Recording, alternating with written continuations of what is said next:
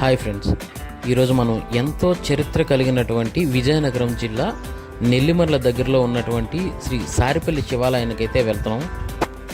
మన చేతులతో మనమే శివునికి అభిషేకం చేయగలిగే ఒక గొప్ప అవకాశం ఉన్నటువంటి గుడిది. ఎన్నో ప్రకృతి అందాల నడుమ పచ్చని కొండల మధ్యలో వెలసినటువంటి ఈ గుడిని ఈరోజైతే మనం చూద్దాం. హాయ్ ఫ్రెండ్స్, ఎలా ఉన్నారంతా? సో ఈరోజు మనం సారిపల్లి విజయనగరం జిల్లాలో ఉన్నటువంటి గుడిని అయితే చూద్దాం రండి. ఈ దేవాలయం నిర్మాణం అనేటువంటిది 1858 సంవత్సరంలో చేపట్టడం జరిగింది. సో ముందుగా మనం విజయనగరం రైల్వే స్టేషన్ నుండి లేదా బస్ స్టాండ్ నుండి మనకి నెల్లిమర్ల విమ్స్ కాలేజ్ దగ్గరలో 1 కిలోమీటర్ విమ్స్ కాలేజ్ ఉందనగా మనకి కుడివైపు ఒక ఇలా దారి అనేది ఉంటుందన్నమాట. ఇక్కడ నుంచి సారిపల్లి అనేది 6 కిలోమీటర్లు మనకి. సో రోడ్ అనేది ఈ విధంగా ఉంటుంది. యాక్చువల్ చుట్టూ అంటే మనకి సీనరీస్ అవి అయితే చాలా బాగుంటాయి అన్నమాట. మొత్తం అంతా కూడా చాలా గ్రీనరీ అనేది చాలా ఎక్కువగా ఉంటుంది. సో మనకి ఇలా 6 కిలోమీటర్లు వెళ్ళినట్టయితే మనకి ఈ సారిపల్లి అనేది రావడం జరుగుతుందన్నమాట. సో మనం ఇక్కడ నుంచి ఏంటంటే కంప్లీట్గా విలేజ్లోకి అయితే వెళ్ళాల్సిన అవసరం లేదనమాట. ఇక్కడ నుంచి ఇదిగో ఈ బోర్డు కనబడుతుంది కుడివైపు, ఇటు లోనికి వెళ్ళినట్టయితే మనకి ఇది వస్తుందన్నమాట. ఇక్కడ మీరు చూసారా, భారతీయ ప్రభుత్వం భారతీయ పురాతత్వ శాఖ సంరక్షణలో అయితే ఉంటుంది శ్రీ దిబ్బేశ్వర స్వామి ఆలయం. దీన్ని సో ఇక్కడ నుండి 100 మీటర్ ట్రావెల్ చేసినట్టయితే ఇక్కడ మనకి కుడివైపున అయితే టెంపుల్ అయితే ఉంటుంది అనమాట. సో ఫైనల్గా టెంపుల్ దగ్గరికి అయితే రీచ్ అయిపోయాం.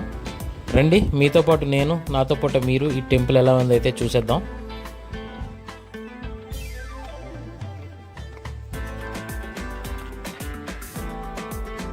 అందరూ సారపల్లి శివాలయం అంటారు, కానీ శ్రీ దిబ్బేశ్వర స్వామి ఆలయం ఇది, శివునిది. యాక్చువల్లీ ఈ టెంపుల్ టైమింగ్స్ వచ్చేసి మార్నింగ్ 9 to ఈవినింగ్ 5 o'clock వరకు మాత్రమే ఉంటుందన్నమాట. సో దాని తర్వాత ఏం జరుగుతుందనేది ఇక్కడ ఒక స్థల పురాణం అయితే ఇక్కడ ప్రస్తుతం అయితే జనాల్లో ఒక స్థల పురాణం అయితే నానుతుంది. అదేంటంటే ప్రతిరోజు సాయంత్రం మనకి ఆ టైం 8 దాటిన తర్వాత ఒక 18 అడుగుల నాగపాము అనేది ఇక్కడికి వచ్చి ఇక్కడ తిరుగుతుందని చెప్పేసి ఇక్కడ జనాలు అయితే చెప్పడం జరుగుతుంది.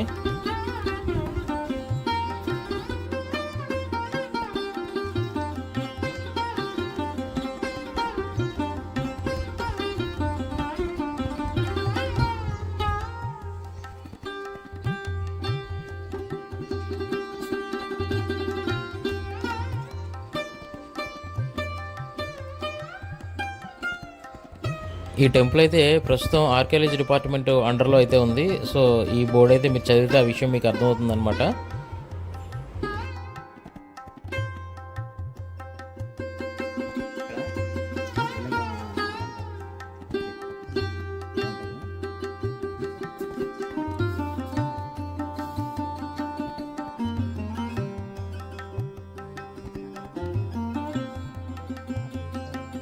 హాయ్ ఫ్రెండ్స్, ఈరోజు మనం విజయనగరం నుంచి 7 కిలోమీటర్ల దూరంలో ఉన్నటువంటి దిబ్బేశ్వర ఆలయం గురించి మీకు చెప్పడానికి అయితే ప్రయత్నం చేయాలనుకుంటున్నాను.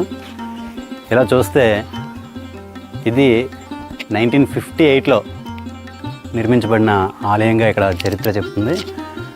అలాగే సారిపల్లి నుంచి ఎగ్జాక్ట్గా విజయనగరం నుంచి ఎగ్జాక్ట్గా 7 కిలోమీటర్ల దూరంలో ఈ సారిపల్లి అనే గ్రామంలో ఈ యొక్క ఆలయం నిర్మించబడడం జరిగింది. ఇలా చూసుకుంటే ఇది మనకి చాలా పురాతనమైన చిక్కడిలో కనిపిస్తుంది. చూస్తున్నారా ఫ్రెండ్స్, వినాయకుని ప్రతిమ. అలానే చూసుకుంటే ఈ చుట్టుపక్కల మనకి చాలా విగ్రహాలు కనిపిస్తున్నాయి. అయితే ఫ్రెండ్స్, ఈ గుడికి ఒక చరిత్ర కూడా ఉందని ఇక్కడ ఉన్న ప్రజలు చెప్తున్నారు. అదేంటంటే గుడి నిర్మించిన సగంలో తెల్లవారిపోయిందంట. ఆ తెల్లవారుజామున అయ్యేసరికి మానవుల దృష్టిలో దేవతలు కనబడకూడదని సగంలో నిర్మించి ఆపేశారని ఇక్కడ చరిత్ర చెప్తుంది. సో మీరు చూసుకుంటే ఈ గోపురం కంప్లీట్గా లేనట్టే మనకు కనిపిస్తుంది ఫ్రెండ్స్. అలాగే ఇక్కడ చూసుకుంటే ఇక్కడ ఏదో అమ్మవారు విగ్రహంలా ఉంది. ఓకేనా? అలాగే ఫ్రెండ్స్, ఇక్కడ చిన్న చిన్న విగ్రహాలు కూడా కనిపిస్తున్నాయి మనకి. ఇక్కడ చూసారా, మానవ రూపంలో తలకిందులుగా ఉన్న విగ్రహం మనకైతే ఇక్కడ కనిపిస్తుంది. అలాగే చూసుకుంటే ఇక్కడ బాతు రూపం, చిన్న చిన్న పిల్లలు లేదా ఎగ్స్ లాగా ఇక్కడ ఉన్నాయి. అలాగే ఇక్కడ చిన్న చిన్న దేవతలు కూడా కనిపిస్తున్నారు ఫ్రెండ్స్. ఈ రాయి ఏదైతే ఉందో ఇది చాలా డెలికేట్ రాయ. ఆ రోజుల్లో ఇలాంటి స్టోన్ మీద ఇలాంటి కళను చెక్కడం అంటే ఇది దేవతలు తప్ప మానవులు వల్ల జరిగే పని కాదనిపిస్తుంది ఫ్రెండ్స్. సో అలా చూసుకుంటే ఇక్కడ మనకి చిన్న చిన్న రాళ్ళు పేర్చబడి ఉన్నాయి ఫ్రెండ్స్. ఈ రాళ్ళు ఏంటంటే ఒక దాని మీద పెట్టి మనసులో ఏదనుకున్నా నెరవేరుతుందని చెప్పేసి ఇక్కడికి వచ్చిన సందర్శకులు ఎవరైతే ఉన్నారో వాళ్ళు ఇలా చేశారు ఫ్రెండ్స్. చూడండి, అలా చూసుకుంటే ఫ్రెండ్స్ ఇక్కడ చెట్టు అయితే ఉంది.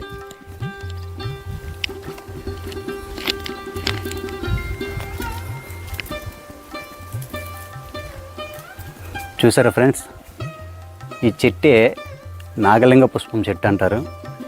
ఇది ఆ పుష్పం తాలూకా ఇది ఏదైతే ఉందో ఇలా పాము సర్పంల ఆ లింగానికి సెక్యూర్గా ఉన్నట్టు కనిపిస్తుంది ఫ్రెండ్స్.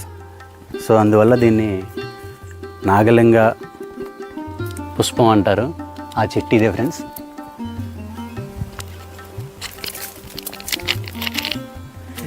ఇలా చూసుకుంటే ఫ్రెండ్స్ ఇక్కడ ఈ నాగలింగ సర్పం తాలూకా రాయి ఏదో మనకు కనిపిస్తుంది ఫ్రెండ్స్.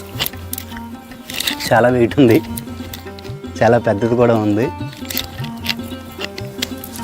అలాగే కొత్తగా వస్తున్న పువ్వులు. ఈ ప్లేస్ అయితే మాత్రం చాలా ప్రశాంతంగా ఉంది ఫ్రెండ్స్. ఎందుకంటే కొండల మధ్య ఎటువంటి జనసంద్రోహం లేదు, చాలా ప్రశాంతంగా ఉంది. ఇది చూసుకుంటే మీకు చుట్టుపక్కల కూడా చెట్లతో కొండలతో ఈ గుడి మధ్యలో ఉందని తెలుస్తుంది ఫ్రెండ్స్.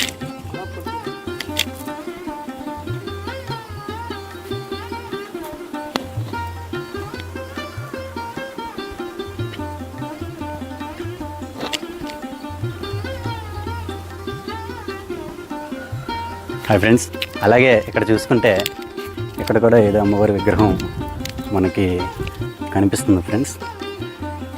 ఈ గుడి మాత్రం చాలా ప్రశాంతతనిస్తుందని చెప్పేసి నేనైతే చాలా క్లియర్గా చెప్పగలను ఫ్రెండ్స్. ఎందుకంటే చాలా ఆనందంగా ఉంది ఈ ఆదివారం ఈ టెంపుల్కి రావడానికి, ఈ స్వామివారిని దర్శించడానికి. అయితే ఫ్రెండ్స్ ఇక్కడ ద్వారం చూసుకుంటే చాలా చిన్నదిగా ఉంది ఫ్రెండ్స్. గుడిలోకి వెళ్ళే ప్రయత్నం చేస్తున్నాను. ఓం నమః శివాయ, ఓం నమః శివాయ.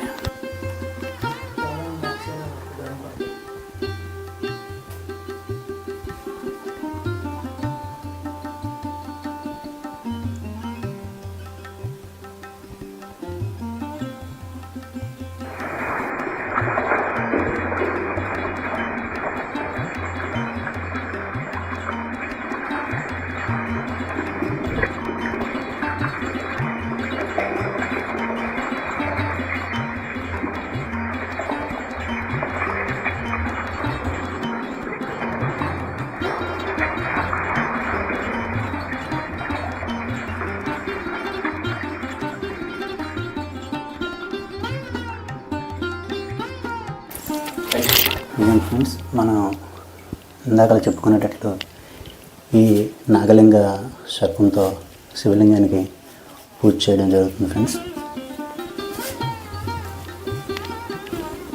సర్పంతో పూజ చేయడం జరుగుతుంది ఫ్రెండ్స్. అదే ఈ నాగలింగ సర్పం.